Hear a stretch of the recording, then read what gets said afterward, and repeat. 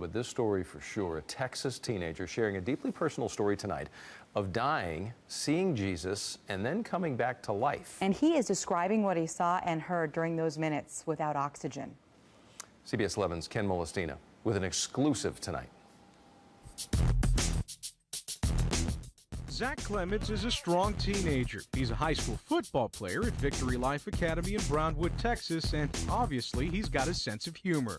By all measures, he's a healthy young man, which is why it's still a shock I was running and I had collapsed. that he dropped to the ground during PE class last week. Not sure why. It was a sudden cardiac arrest, according to his doctors.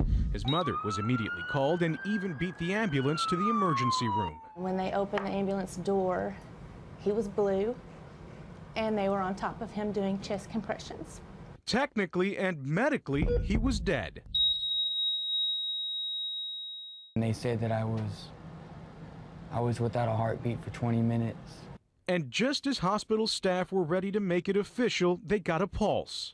He was airlifted to Cook Children's Hospital in Fort Worth and woke up days later. His recovery has been incredible, but even more mind-blowing is the story he tells of what he saw during the time many believed he had died.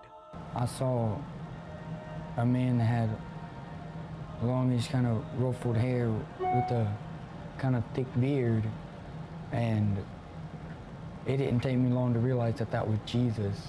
He's describing what his family is convinced was a near-death miracle. I went up to him and he put his hand on my shoulder and told me that everything would be all right and not to worry.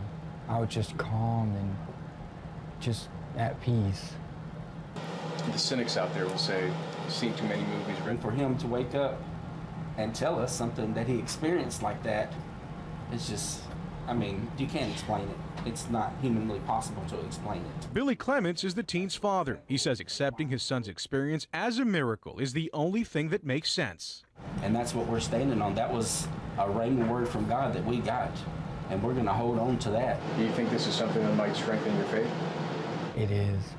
I heard angels singing in the background. It may be a medical mystery for the doctors, but for this family, there's no question it was divine intervention. I'm just glad he decided to let me have my baby back. In Fort Worth, Ken Molestina, CBS 11 News. 20 minutes, wrap your head around that. It's so tough to wrap your head around. Wow.